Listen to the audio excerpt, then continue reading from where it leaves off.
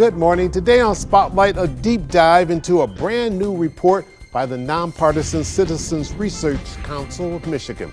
It's called Out of Reach, examining the price of higher education in Michigan. The man who crunched the numbers and authored the report is Robert Snyder, Senior Research Associate for State Affairs for that organization. He'll be my guest. And later on our Sunday morning program, important information about Dr. Martin Luther King Day. It's Sunday, January the 15th. I'm Chuck Stokes, and this is Spotlight.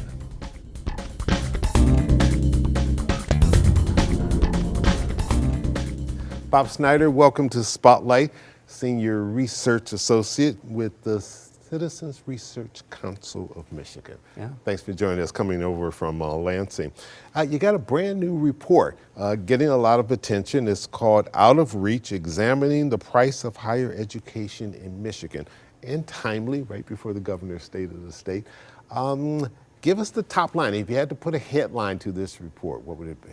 So I think the main finding of this report is we show in the report, we look at 3 decades of data, that tuition is getting significantly less affordable for families and students, both in Michigan and nationally. And our main finding is that really slow public operating support to colleges and universities is kind of the primary driver of that decline in affordability. State funding to universities, state funding to community colleges, local millage revenue that is dedicated for community colleges. Sure. Is there a big difference between the community colleges and the four-year colleges? There is. So this is the issue with both affordability and the public operating support. That slow growth is really extra pronounced for our four-year universities. So just as an example, okay.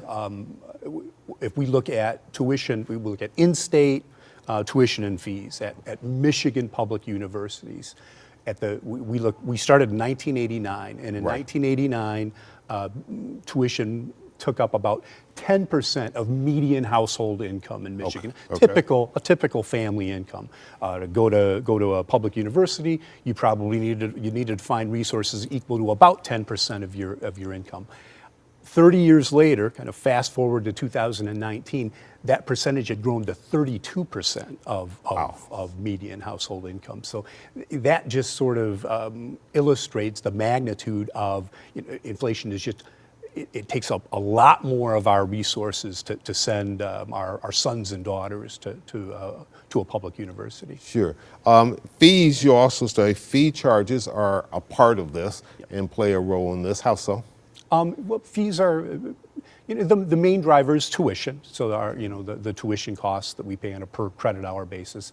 Fees are, mandatory fees are added to that. They don't play a big role though. It really is more those tuition charges that's driving the decline in affordability. Sure. Now, I'm sure the typical reaction from a lot of people will say, well, yeah, because the universities are spending money up to wazoo, whether it's on salaries or all kind of other things, and that's making everything go up. But you found that's not necessarily the case. Right. So no doubt, spending, per student spending at a university, at a community college makes a difference. It's going to be an important factor in determining how much I need to raise my tuition. If I'm University of Michigan, my spending is up, I have to raise tuition. But spending isn't the only culprit here. And when we looked at annual spending growth per student at universities, it was much smaller than growth in tuition. So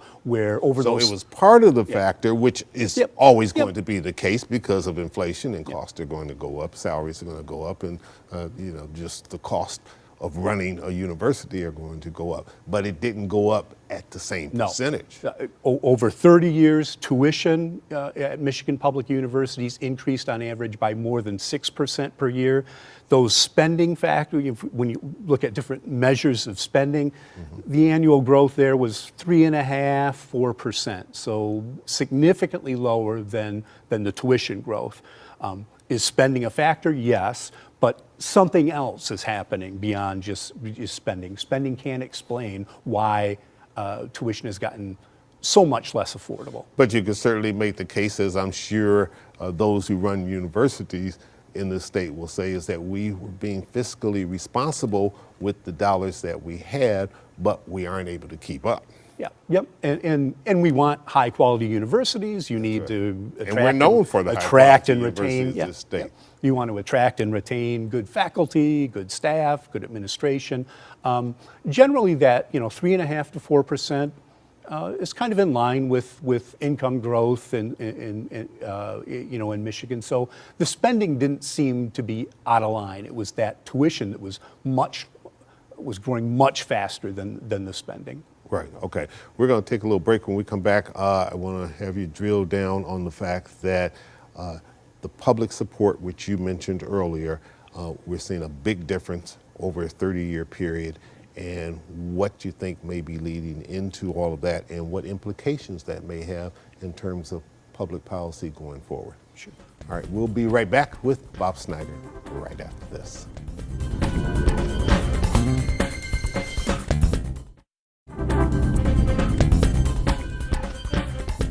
And welcome back to Spotlight, talking to Bob Snyder. He is a senior research associate with the Citizens Research Council of Michigan.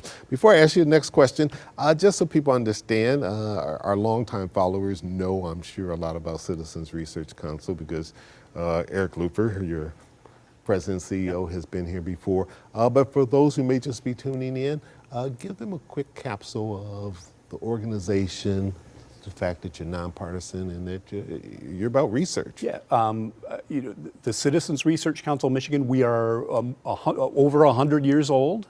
We actually were founded in Detroit many years ago, okay. But we've operated for over 100 years.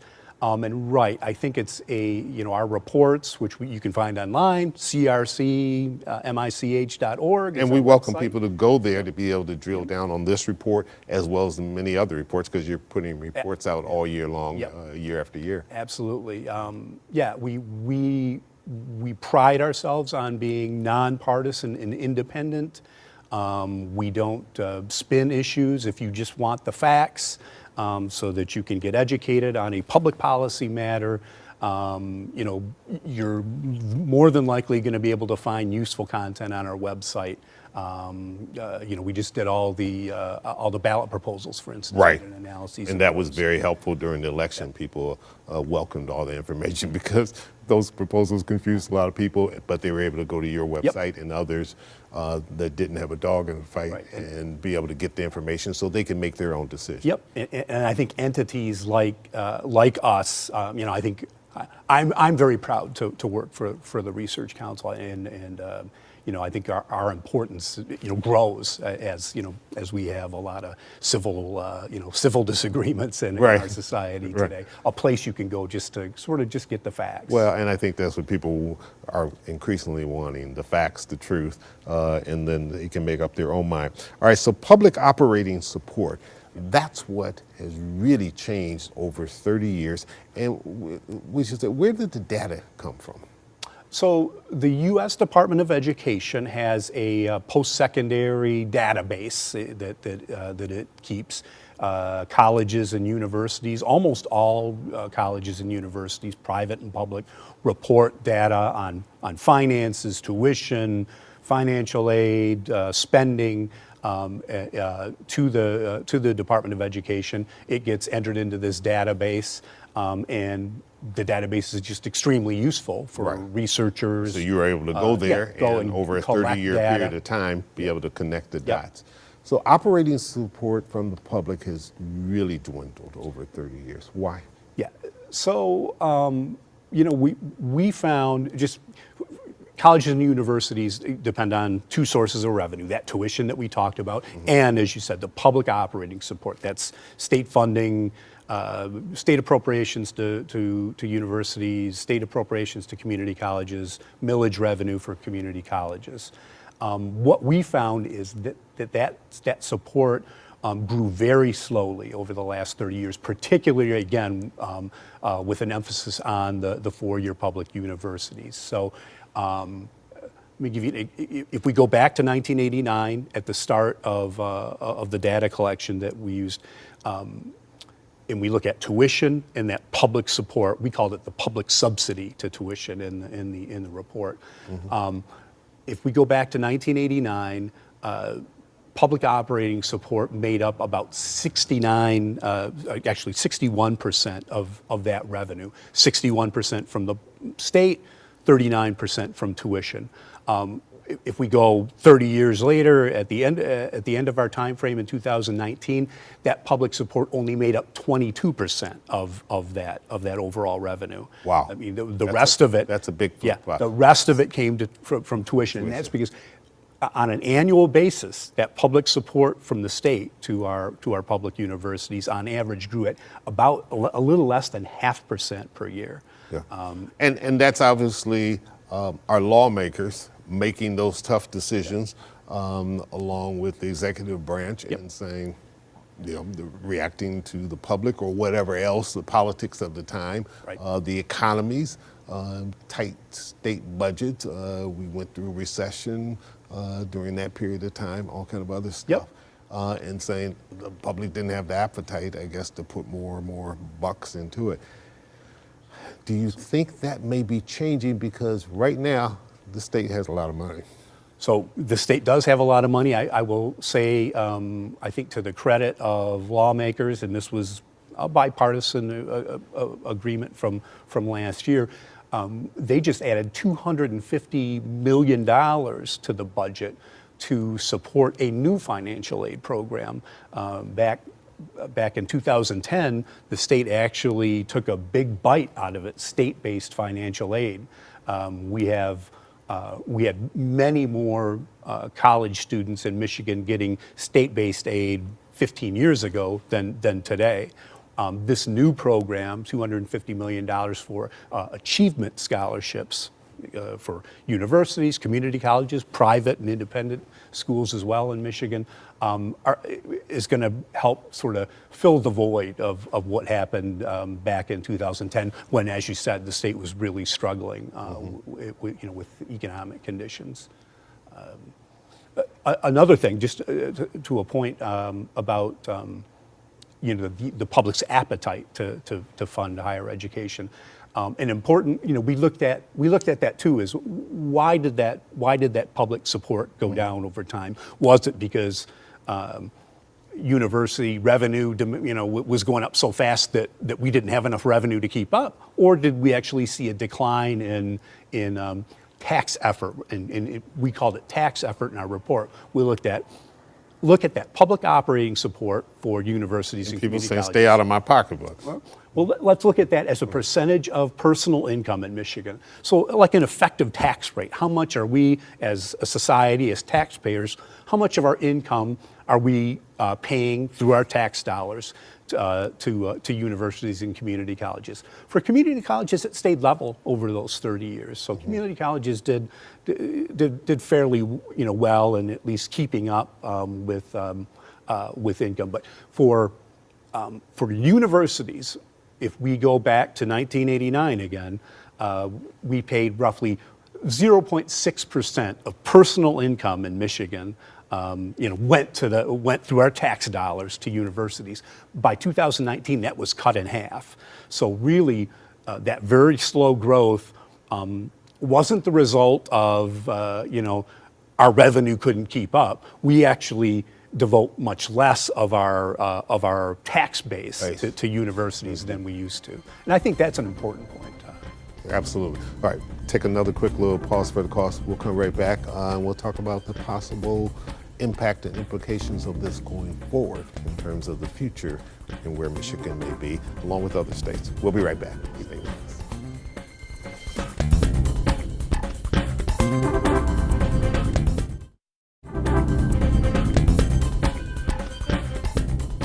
Bob Snyder, overall what you're finding though, regardless of the reasons and how things have flip-flopped in terms of where the money's coming from and who's giving it at any particular time, the average family is being priced out of higher education. Are we safe to say that?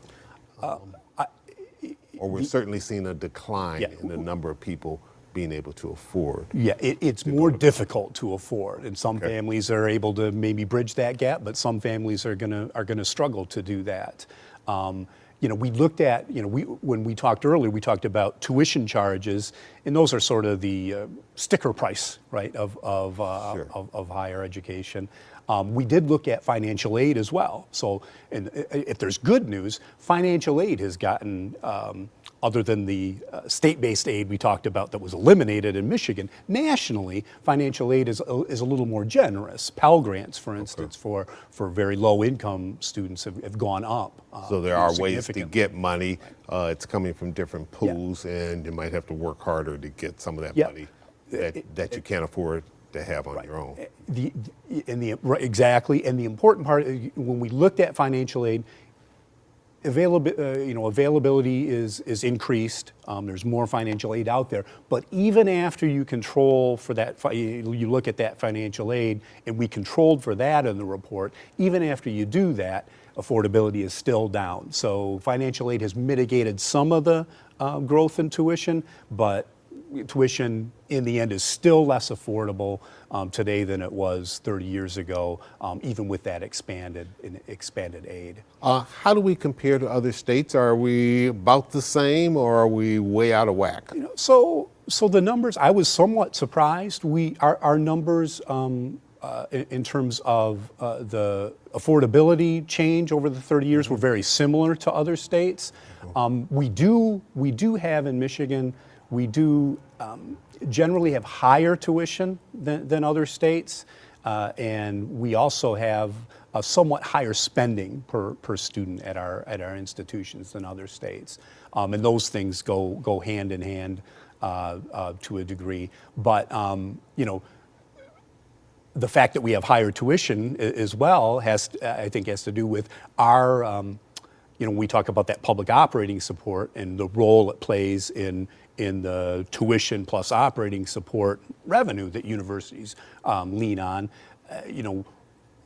Our share, our public operating support is a smaller share in Michigan than it is in other states, especially for universities again. So Michigan public universities, all states have seen it decline, but Michigan public universities have a lower share of their revenue comes from public support than most states. The value of getting a higher education degree is important in terms of what you've seen in terms of salaries that you can get because you have this degree or that degree. So it's not as though the degree is being devalued or higher education is being devalued, is it? No, and you're right. The data, we have data in the report that talks about the value of higher education. Folks with an associate's degree, folks with a bachelor's degree in particular, they earn higher incomes, they have less unemployment among those groups. And there's research out there that we cite in the report as well that shows that when people get college degrees, it helps them directly with that income, but it helps the regions and communities around them as well, and the businesses, because Which leads to my next question. In productivity terms is of up. Right, so we're talking about the workforce. We want a well-educated workforce. Long terms, in terms of Michigan and our competition with other states, this is all important in terms of how we set this public policy, because one way or another, it's going to come back to affect us. Yep. And educate, when we look at educational attainment of like percentage of the populace with a bachelor's degree, Michigan is still below average relative to the country. So, it's improving that, getting more of the workforce holding a credential, associate's degree, bachelor's degree, will be very important to Michigan's future. You have a webinar coming up, I think this coming Thursday. If people want to get involved with that, to get more information, how can they access it? Go to our website. It's again crcmich.org. The webinar is, as you said, Chuck, Thursday, January 19th. you'll see information out there about signing up. We do it online. Anyone from the public is welcome to view it. So we hope we'll see some of your viewers online on Thursday. I'm sure that they'll probably be there. And we should say that there'll be a webinar for this report. You've got other reports coming up if people are interested in some of the other topics that you have spent a lot of time researching. They can also access the CRC website and get it there as well. Absolutely, absolutely. All right, Bob Snyder, thanks so much for coming in, sharing this information. Once again, the report is called Out of Reach, Examining the Price of Higher Education in the State of Michigan. And we'll be back with some important Martin Luther King Day information right after this.